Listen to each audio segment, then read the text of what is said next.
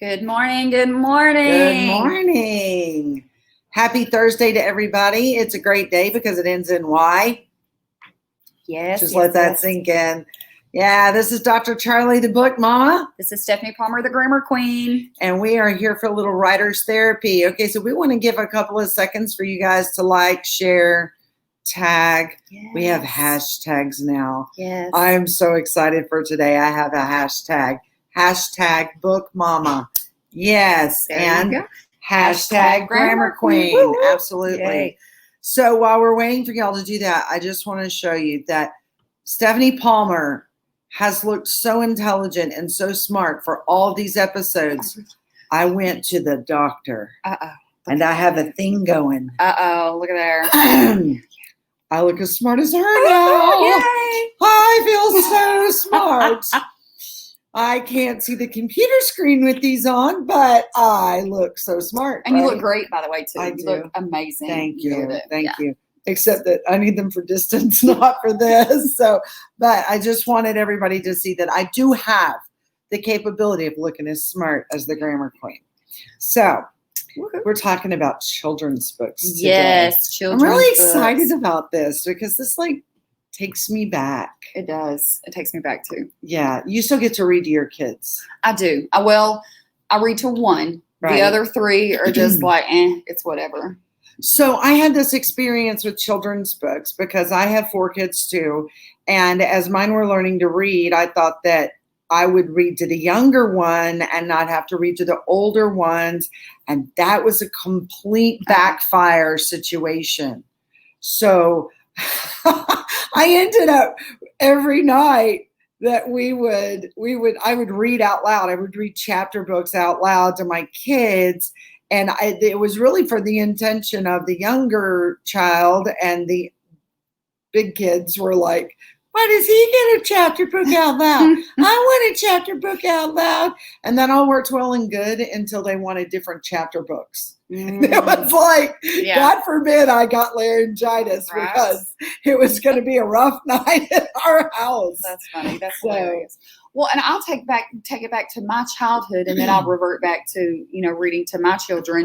But with my childhood, children's books were a big thing. I had the concept of children's books. So I had one grandmother. Oh, hi, Candace. Yes. Good morning. Good morning. I had one grandmother that read books to us, and then I had the other grandmother who made up stories. So like the Three Little Pigs it did not end the same way that it does in the book. She created an entirely different ending, but it was so much fun. And then the other grandmother would definitely read every night to me and my sister. We had the twin beds, and she would sit in the middle and she would read to both of us before we went to bed and said our prayers. So yeah, that's awesome. Yeah. So at one point I thought that I was going to be this super awesome mom, and I was going to read Bible to my kids before bed. I figured a little bit of Chronicles would put anybody to sleep, right? And that did not work. Leviticus, Exodus, Lamentations. Let's lament over our day. But it actually ended up, I did what your grandmother did, and I ended up making up stories. Oh, that's awesome. So instead of Jonah and the whale, we're in East Texas, right? Yes. So we got to have just a little bit of redneck in there. So I made up the story about Joe Billy and the big catfish. Okay, there you go. Hey, I really did, y'all. Sounds like a great time. I really did. I would tell my kids about Joe Billy and the big catfish. Same principles, same lesson, just different characters. I'm so glad to learn this about you.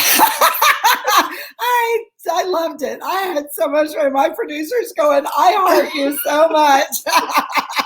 That's hilarious. Okay, so yeah, I'm sorry. It was just a lot of fun. So do you have like a favorite book from your childhood that you remember? I'm gonna say, I know I was, as far as the reading goes, I was a Dr. Seuss person, but also I liked the fable of the tortoise and the hare. If I had to really pinpoint one, I would say that was the one that I really liked. Y'all, I just loved the pokey little puppy. Oh, I did in Golden Books. I loved the pokey little puppy. I just felt for that little canine. I really did. Now, I will say though that some of my favorite ones, well, he was a canine. Yes, he was. Okay. Yes. Anyway, so he had little spots on his behind and little tail. It was really cute. Golden books were a big thing. Yes, they were. Yeah. And they really helped shape a lot of my childhood. And then as I got older, I've told you this before, I was a Nancy Drew person. Yes. Oh my goodness. I read every Nancy Drew in hardback, y'all. Every Nancy Drew that was printed. Okay. But I would read to my kids. Did you ever read The Mouse and the Motorcycle? I did not. Oh, by Beverly Cleary. I think I read that book to my kids. Like, it's a chapter book, but it's a short one. I think I read that book to my kids at least 3 or 4 times. I mean, it was like with every kid, you just kept reading The Mouse and the Motorcycle. It was so fun. Z would love. Well, see, you're talking about the chapter books. I guess I always thought if they didn't have pictures, it was going to be boring for the kids. So I never read. You add voices. And I do voices. I do I love voices. I do voices. I so do voices. And especially when the bigger 3 were younger. I mean, Right. Everything had a voice, but I always had pictures. Like Right. I always. So the very first chapter book that I ever started reading to my kids was the Miss Mantle Chronicles. Okay. And it's just a really, really good story. It's about rodents. Okay. It's all these different rodents, squirrels, and anyway, so it's really cute. And they take on this kingdom and this life, and it's about their interactions. And it's a series, and it's called the Miss Mantle Chronicles, and it's by M.I. McAllister. So it was a British woman who wrote this. And I found it, and it just sounded really cute. It's about moles and weasels and squirrels and, all that kind of stuff. So I started reading it, and I made the mistake. You made a mistake? I did, of using a British accent. Oh, and Lord. I am not going to repeat it because somebody on here would say that is the worst British accent I've ever heard. I think you should. I think you should. Absolutely not. Absolutely Hey, y'all let us not. know. Do y'all think that No. she should use that British No. accent? No. One sentence. So You can't bring it up and not do it. I mean, that's like if you said you used to do backflips, I'd want to see one. That would not be lovely. It would mess with my schedule. Okay, Did so y'all hear it? Did y'all hear it? So, but I made this mistake. I don't know why, but in my mind, one of these characters, it was like the elderly wise rodent, and I made the mistake of using a British accent. And the next time I got to that part in the story where that character was talking, my son was like, "What happened to him?" I said, "What do you mean what happened to him? Where's his voice? You're messing up his voice." I said, "Oh, so hi, April. See, she agreed with me. See, thank you, April. Thank you, April. Oh my gosh. Okay, yes. Oh, Jasmine even chimed in. Okay, so from then on out, I had to do the East Texas version of a British voice for that character in that book. Oh my gosh. Yeah. But I did it. It makes it That's fun. good. Okay, so did you know trivia? Okay. You put me on the spot like you always do. Parents, grandparents, adults who read to children increase their reading comprehension as teenagers and adults. Yes. So when you read to your child, even if they act like they're not paying attention, if you will keep reading to them and read to them on a daily basis, it increases their reading comprehension. It just skyrockets it. Okay. Well, let me just ask you. Let's go in. Even the studies that they've done on reading in the womb. Did you do that too? Did you read chapter books when you were pregnant? I don't think I read them out loud, but I did play Mozart. I did too. With Z, the other 3, I'm sorry, it just didn't happen. But Yeah. I read books out loud. Maybe that's why Jasper likes country and western music so much, because that was my country and western phase. Oh, So that's funny. anyway, I was a redneck girl from the Bellevue Brothers, y'all. Don't go look up how old that song is. Okay, so let's talk about children's books. And before we dive into it, we want to put this disclaimer out there. We want you to remember children's books are, especially the cover, it's to entice the child, but the parent will be the one purchasing the book. So you do not want to exclude them when you are thinking about writing the book with beginning with the end in mind of how you're going to leverage your book, what opportunities you're going to do. If you're going to go do readings at libraries or whatever that looks like, you want to make sure that you still implement the B squared method, the book to business, so that you're able to market it and have more sales. So I just wanted to put that out there before we get started. Okay. It's out there. It's out there. Fantastic. Grammar queen. Yes. Okay. So what's the first thing we should think about when we're thinking about children's books? The audience. The audience. Absolutely. So with adult books,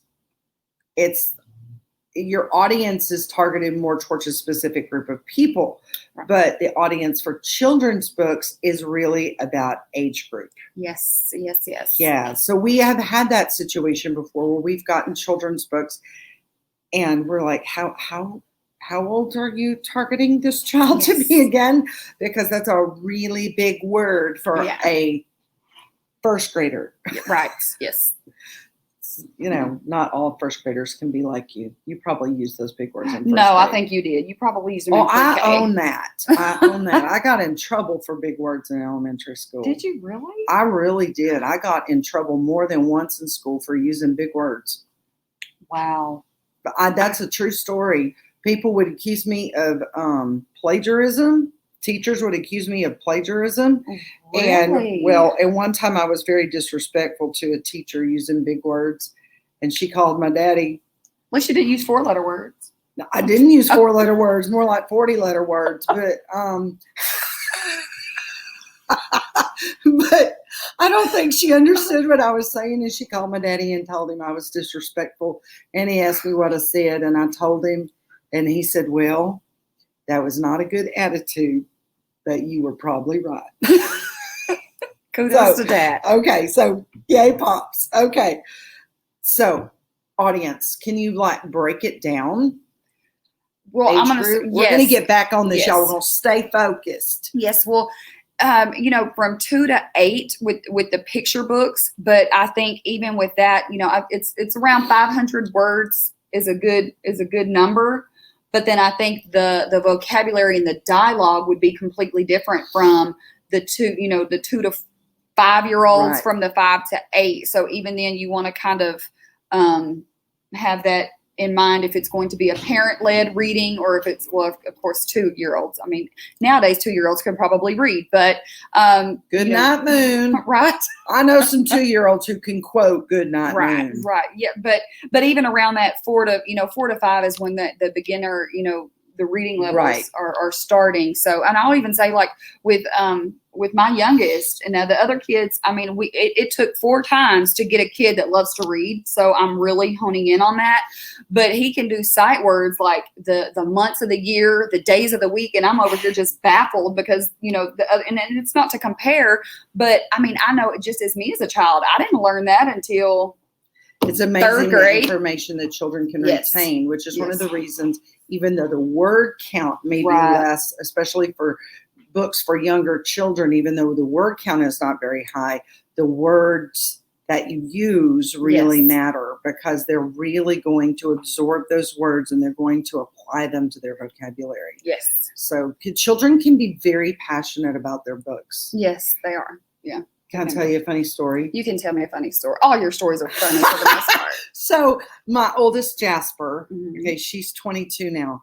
And we were, I wanted to run to the store and my second child had been born. And so I had a baby in a carrier, the big carrier you got to carry. I needed to run to the grocery store. Jasper's in her room and she's looking at all of her books and probably a bunch of golden books and Cat in the Hat and Dr. Seuss stuff. And anyway, she's looking at her book. She's about 3.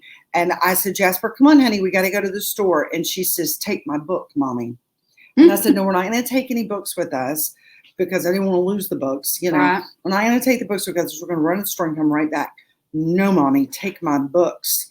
And I said, no, ma'am, you are not taking your books. And she stood up and she put her hands on her hips and she said, Mommy, let's negotiate. And so apparently, hi, Aisha. Yeah, Aisha's on. Okay, so apparently I had been using the word negotiate with my 3-year-old far too much. You probably did a lot of negotiating at that when she was that age. Probably did. I'm doing it at 4. Yeah, so, and that toddler age, they get some great argumentative skills. Yes, they do very well. So they debate well. Yeah, very well. So those words they really, really matter. Absolutely. Yeah, and she really wanted that book, but she did not get to take that book. So the negotiation was not in her favor. We were not negotiating. Well, Jasper, we're so sorry for that. Next, yeah. She still tries to negotiate with me. Okay, so let's move up. So like ages 5 to 9, yes, they're beginning to read. So they're and those to can be be easy really readers. fun, right? Like Sam, I Am. I do not like green eggs and ham. I do not like them, Sam, I Am. Yeah. I've read that a few times. And me too. Me too. Not do in a you train. remember several episodes ago we were talking about writer's block and we were talking about Dr. Seuss? Do you remember the thing about his hats? That he would sit in the closet and put on. He had on like 900 hats. And if he got writer's block, he would put on a hat. So I thought that. So y'all go out and buy a hat if you have writer's block. If you have writer's block, please go buy a very weird hat. That would help you, I'm sure. So anyway, that sounded so professional. Okay, so but with those books, you use like 1,000 words or less. Right. Yes. You can go up a little bit more. Okay, but again, it's all about word choice, y'all. Yes. And here's the great thing: just pumping up the whole editor. The need for editors. If you don't know all the right vocabulary for those age groups, it's okay. We do. So well, she does. I'm not going to make that claim. We for myself. do. I'm learning. We do. We do. So anyway, okay. So then you have like ages 7 to 10, right? And that's when we really get into the chapter books. And so we talked some. Like Alistair said that Dr. Seuss is the king of children's book writing. Alistair, yes. He just is. Yeah. He's just a really cool guy, Alistair. I have to admit. Okay, so, but the great thing about chapter books is that that's when kids can actually get into complex storylines. Yes. And that's when they can actually understand suspense and things like that. Yeah. Okay, so another plug for reading to your children. Did you know that reading out loud to your children not only increases their comprehension, but when you read according to the punctuation, like if there's a comma, you pause, it helps children understand the symbolism of punctuation. Where did you pull that fact from? You just pulled it out of the sky. I just know it. I'm You're so awesome. sorry. You are so awesome. It's because you bought the glasses, right? Yes. I'm sorry. I should have said that with my smart glasses on. Yes. So that was good. That's very good. It really is true, though. That when you use I say that because if you're writing a children's book, don't think that using punctuation is overthinking. The punctuation really does matter because it is a language within a language. Punctuation is symbolism that is kind of like a subculture is to a culture. It's a sub-language to a language. You are so smart. I just soak up all your wisdom. Oh my goodness. With or without your smart glasses on. Oh my gosh. You need to go on to the next point. It's getting deep in here. Okay. So 8 to 12, middle school, middle grade books. So it could be anywhere from 7 to 10,000 words. Some of them can be upward to 20,000, depending on, I guess, the novels and the fiction. Yeah. Yeah. So this is when I guess even the ages 7 through 10 and 8 through 12, that's when they don't have pictures anymore. And, not that I gave up reading at that age, but it wasn't nearly as fun. Okay. So this is a really great place to talk about visualization with words.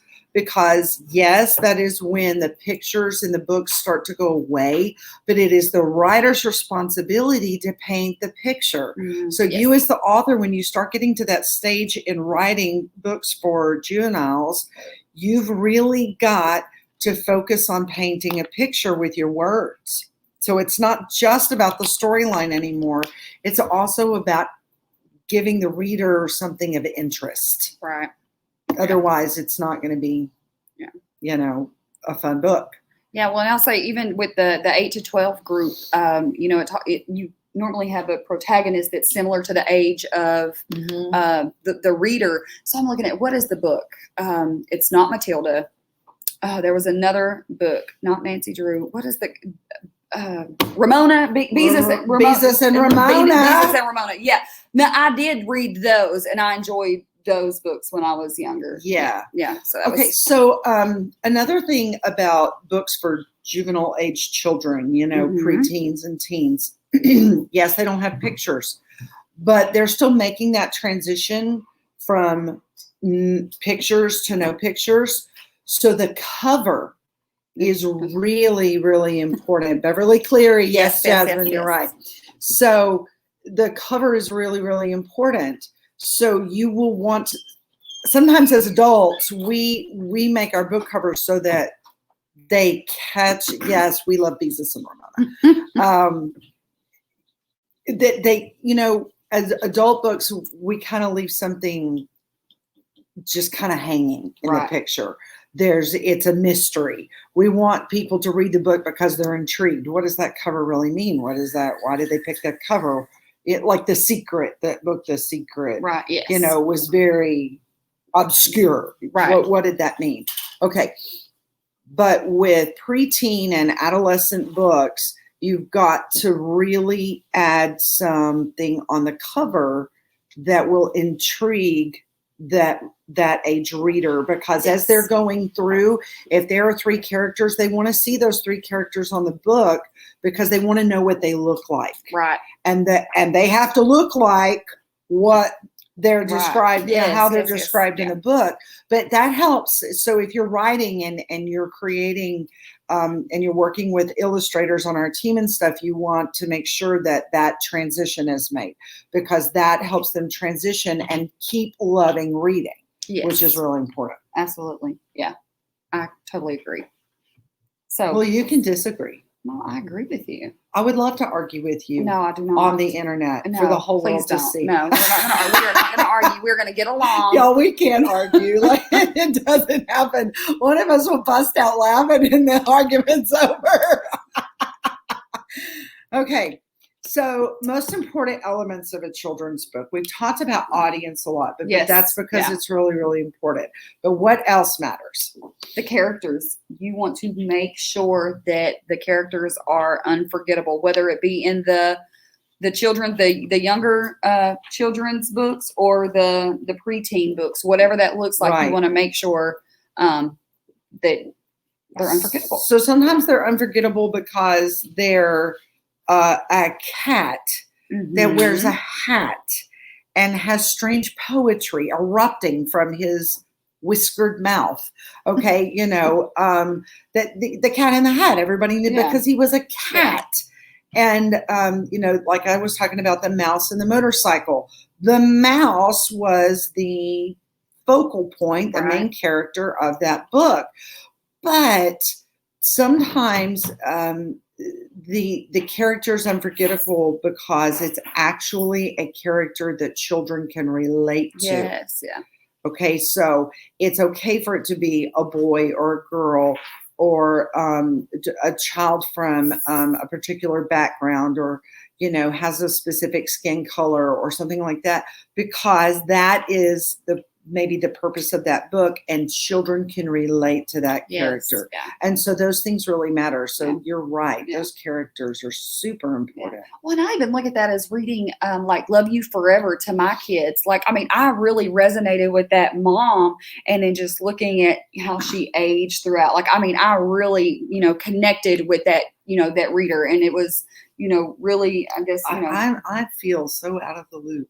Love You Forever? Are you I've serious? never, Oh my never God. read that Y'all, book. pause. Okay, please don't Pause. send me hate mail Look, if you love that book. Look, I'm probably gonna have to bring you that book. Oh my gosh. It was like the best book. It's like, I can't even think of the rhyme that goes along with it, but it's like, I love you forever, I like you for always, as long as I'm living, my baby you'll be. Are you serious? You do not know that song? I really don't.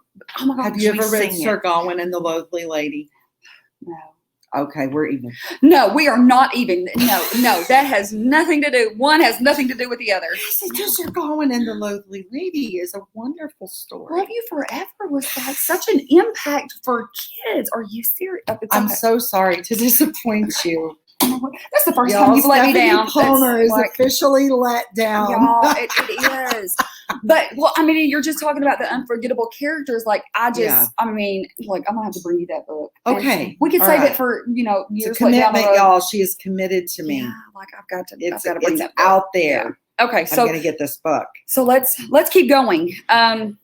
Suspenseful action and hook.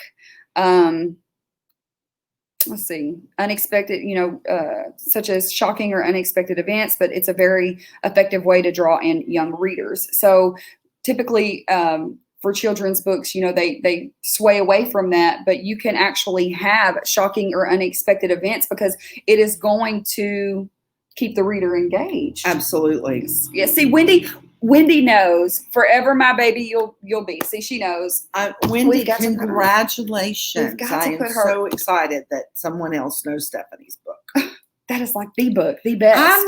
I'm sure it is a fantastic book. Jasmine says her 6-foot-year-old son still talks about Love You Forever book. Like that's it, man. It connects. My kids read it. Yes, it's a generation thing. Okay, so maybe you didn't read it to yours, but we'll save it. I will gift that to you when I'm so years sorry. down the road when you become a grandmother. Years down the road. Years.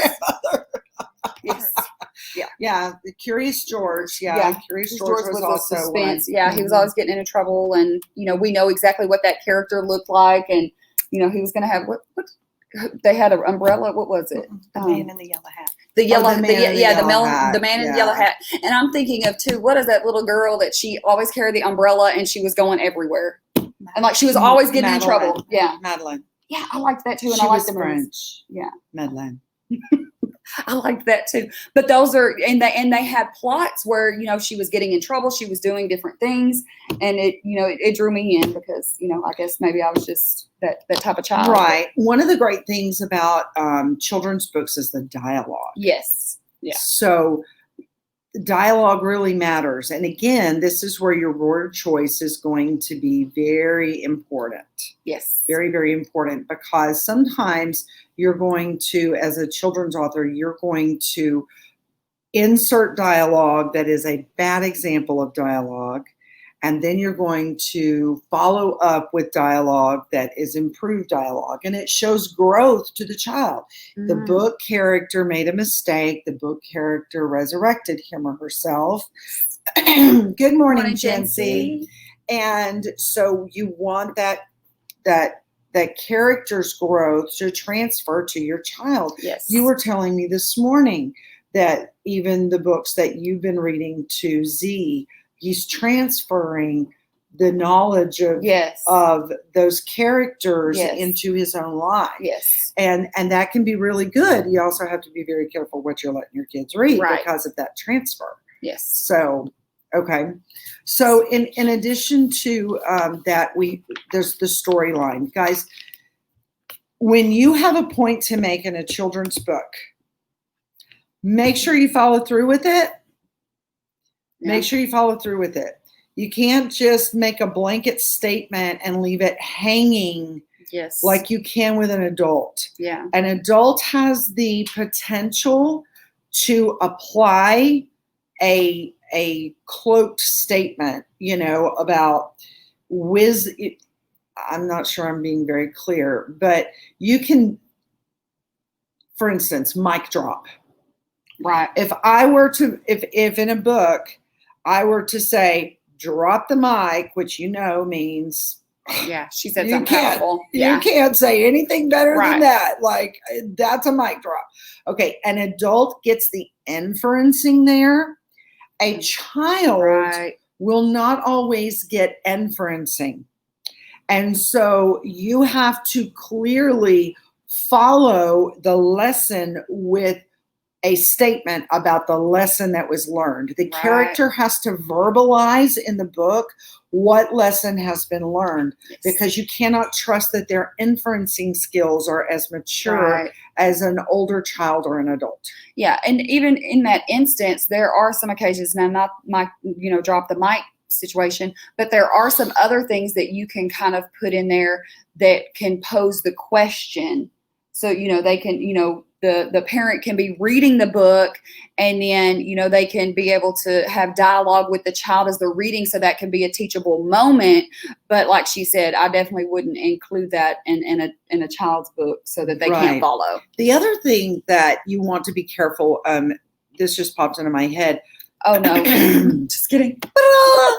Okay. Light bulb moment. Yeah. So you need to be really, really careful about the context or situations that you present in a book, and make sure that there's something your audience is going to understand. So let's talk about state testing for a moment at the public school. This is just an example, and it will make my point. Many years ago, we won't say how many years ago, one of the standardized state tests decided in the state of Texas that they were going to put in some some reading comprehension stuff, and the questions were focused on a rodeo, and it gave a short paragraph about a rodeo situation, and then it asked these questions, right? Except that children in inner city schools had never seen a rodeo. Wow. They didn't understand the context, and so they all missed the questions because the context was relevant, and they had no baseline of knowledge for what a rodeo is, how it goes, who's there, what animals are present. There was just nothing there. And so if you're trying to reach a specific audience, make certain that you're using context, pictures, characters, and situations that they are actually familiar with. Yes. Yeah, that makes sense. But Texas and rodeo, I guess I can see the connection there. But, like you said, the inner city kids. Right. Yeah, we have to be really careful about that, though. Yeah. That makes good sense. Okay. I told you I had a She point. did have a Where's my point, y'all. smart glasses again? Look, somebody give us an applause emoji in the comments. Okay, so one of the biggest and most exciting parts of a children's book are the pictures. Yes, the illustrations got to be. Yeah. But that's actually the biggest work. It is. Yes. Oh my goodness, Yes. guys. The illustrations for a children's book are significant work. Mm-hmm. And so can you talk about that for a minute? What does that look like? Well, I just know depending on, I know you get a certain amount of characters. The more characters you have, the longer the dialogue. All of those play a part, because you have to remember children's books are typically within 14 to 30 pages. So you're limited with space, with dialogue, and your pictures really have to speak to the context. It really has to speak to the your message. Pictures carry your story. Oh, that's good. Say that one more time. Excuse me. Hold on. Yes, yeah. Wait for the glasses. Your pictures carry your story. There you go, y'all. And a lot of people think that when they're getting ready to write, like, oh, I want to write a children's book. I want to touch the world. I want to help these kids, but they don't take that into consideration. The writing part, it's a breeze. Well, I say it's a breeze. It's not really an actual breeze, but it's less work. It's less work. It's less work than the illustrations. We probably spend on children's books. We probably spend 70 to 80% of our energies on the illustrations, and not on the verbiage. Yes, because the verbiage can be, taken care of, racked up, lickety split. But the pictures are really a big deal. Yes, and I'm sure that you have children that, you've read books to, and you understand how important those pictures are. Mm-hmm. Oh, and just FYI, if the picture's wrong, a kid's going to find it. I just want y'all to know that they have a little homing device somewhere in the middle of their forehead. I have no idea where it is. I've not found it on my children yet, but they will find the mistake in the picture. They will find it, guaranteed, promise. Yeah. I don't know why, but they will. My children did anyway. Right. Yeah. So- I mean, you have to be able to match the dialogue to the absolutely. picture for sure. Right. So that's really, I guess, the biggest misconception and hiccup that a lot of people have is because you don't think that even when you're getting ready to write a children's book, like we have two here of yes. some of our authors. Yay. And, if you look at the illustrations, I'm backwards. You're good. That's that's what, great. What it's all about. Now this one has, words and they're, bigger context, or bigger in size, but, you've got to think about the pictures. You have to think about what you want it to look like. And then also you can have a visual of what that image looks like. However, you also have to rely on the expertise of the artist that is in the children's Wendy agrees industry. with me. Thank you, Wendy. That's a good save from Not Know and Love You Forever. Okay. So we'll give you that, Wendy. But yeah, so knowing how you want the characters to look. Now and we'll share more about our processes at a different time. So if you've thought about writing a children's book, you can definitely reach out to us. But how we typically do it is you send images, you want to study first. Want to study children's books. You want to study the characters, the different the formats of the children's books. There's so many different dynamics that go into children's books that people dismiss altogether because they think all it is some words and a picture, and there's so much more to it. It's kind of like the iceberg concept. You know what Right. I'm talking about? Yes, The yeah. iceberg. When you see an iceberg, you only see the little bitty tip above the water, and 70 to 80% of the iceberg is below the surface, and you don't see it, which is why the Titanic sank. And so we don't want your book to sink like the Titanic. And so we're going to help you take care of everything you can't see below the surface, but you must understand that it is there. Yes. It is there. So we haven't talked about one of my favorite parts about children's books. What is your favorite part about The children's books? rhyme. Yes. Okay. Rhyming. Yeah, the wording, the voice that you have throughout. Yes, absolutely. Right. It's really, now some rhymes are bad. Yes, they are. Some rhymes are bad. But my son Tanner used to get up every morning and come in. Like literally, he would do this off the top of his head. He would come in every morning and he would have a poem or a song that rhymed, and it would be a fresh write every day. Like he would have something that he could just blow off the top of his head, which is pretty cool. Yeah. I was absolutely. really kind of curious what he's going to come up with each morning. He did that for years and years. Oh, wow. Tanner, this oldest, right? Yes. Okay. Yes. He's a Howard Payne University young, playing a little football, little bit of a pre-med major. So, but it made it interesting, and he was a big reader and still is a big reader. And those words. So the great thing about rhyme is it helps children increase their vocabulary because once you have one word that you've learned, then another word that sounds like it, that is it can be a homophone or it can just be a word that rhymes. Right. It helps retain. It helps the brain retain good. that. And so writing in rhyme really works. If you do it well, like Dr. Seuss, Alistair, then yes, it can really work to your favor. And it's fun. It's fun. Yes. Shel Silverstein, now he is a children's poet. He did not write a lot of books like prose, but he was a poet, and he had some amazing poetry. Still reads Shel Silverstein. Loves Shel Silverstein. So, what are some other things about children's books that we need to cover? The tense, past or present tense. And I will even say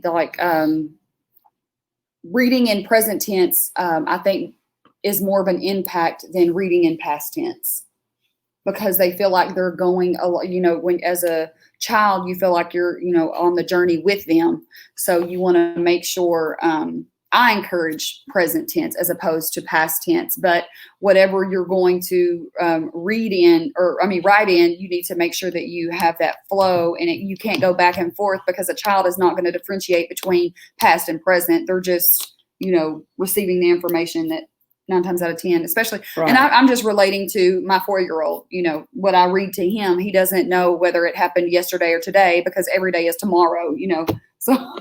Right. Right. Now, in Color Within the Lines, one of our authors, Lasagna Mahoney, she wrote Color Within the Lines. All right. So in this book, you have a grandmother and a granddaughter who are having a conversation. And in that conversation, the grandmother pulls out some old pictures, and it was necessary for the grandmother to speak in past tense.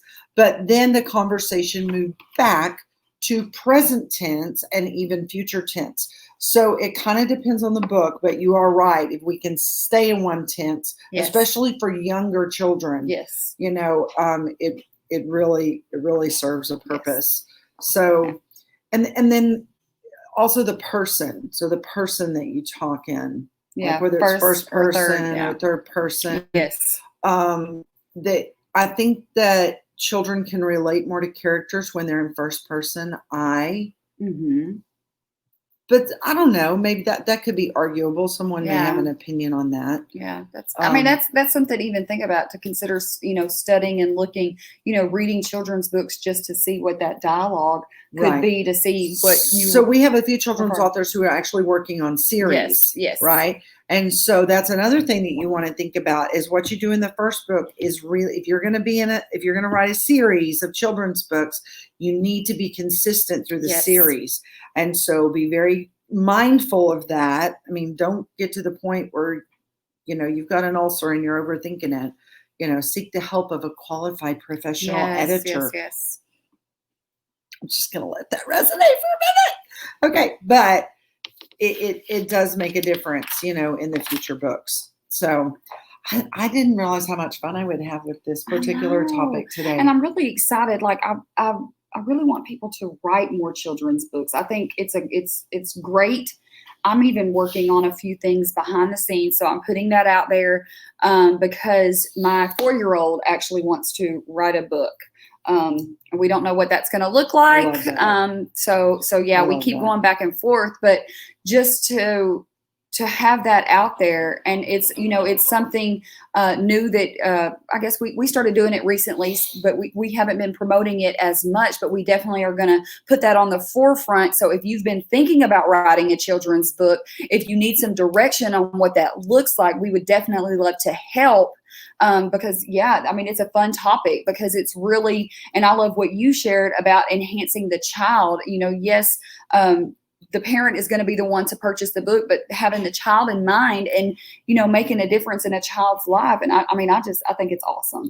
Yeah. And I would also just encourage not just books for younger children, but those children who are in those very formative stages. Yes. Like grades 2 through 6, yes. They need good children's books, good chapter books that will encourage them to read. Yeah. And there are several series out there that have really have encouraged children to read and to pick up books and become better readers. But we still need more. Right. We still need more, because many of the books that I think part of it is you need something that's relevant to the era that you're in. And so The Mouse and the Motorcycle, I talked about that because I love to read that to my kids. I just think of Stuart Little when you say that. So I know it's probably. Yeah, Stuart Little was a really good one. There are those stories, The Secret Garden. Yes. The Secret Garden was a great, great chapter book. Okay, but again, those are some examples of things that are somewhat timeless. But a book today could have something to do with a cell phone, because most kids have cell phones. Yeah. And what does that look like? There can be some completely different contexts that you could tie in that will draw a child's attention because they they can relate. Yes. And so I just want to encourage you, if you really feel like you have a good story for a kid, hey, let's talk about it. We can work through that, because that's what we're here to do. We're here to help you. We're here to serve you. We want to help your book be better. Yes, absolutely. And, I'm really big on processes, but I know even for time's sake, I'm not going to go into the process that we have for children's books, but we have narrowed everything down and it made it very simple. And we walk with you through the process. So I know, right? Tongue twister. But if you've considered writing a children's book, or someone that's been on their heart, that's been on their mind, maybe they're in children's ministry, maybe they're a teacher that wants to, Wendy said that she was a preschool teacher for X amount of years. Even teachers, to be able to take their book into the classroom and think of the impact that it would make to those children that are being able to listen to their teacher read a book that she or he wrote. So, Oh, and I would just like to put out there bilingual books. Yes, that would be awesome. Es muy importante para todas personas en los Estados Unidos hablan dos lenguas. There are many, many children who are learning to read, who are bilingual, and they're still transferring language. Oh, good, Wendy. I'm glad to hear that. So we're just dropping that hint in there. Dropping that hint. Hello, hello, hello. But I would encourage you that I think it's important that we write books in more than one language, because some of these children we need to reach, and we're not going to always reach them if it's just in English. Or maybe it could be done in Spanish and English, or another language in English. So if that is something that you can do and you have that gift, or if it's something you would like to do, I'm pretty sure we can work through that. I'm not. I'm really. There's just a solution to every problem. Yeah. So I'm not going to be your Spanish tutor, but she could be your Spanish tutor. No. All right. So I just hope that you guys have been inspired. I hope you've had some fun with us today. We always have fun with you. Yes. Often at our expense. But right. Anyway, I am Dr. Charli, the Book Mama. And before I close, I'm going to say, if you want that information, reach out to us at selfpublishin30days@gmail.com. You can also go onto the website and receive the free ebook. We do not have the children's book version just yet as far as the processes go, but we would love to hear from you if that's something that's been on your heart. I'm Stephanie Palmer, the Grammar Queen. Because I wasn't wearing my smart glasses. Well, we get to say it again? I'm going to say it again. Okay. This is Dr. Charli, the Book Mama. Stephanie Palmer, the Grammar Queen. Hope y'all have a really great day. Bye.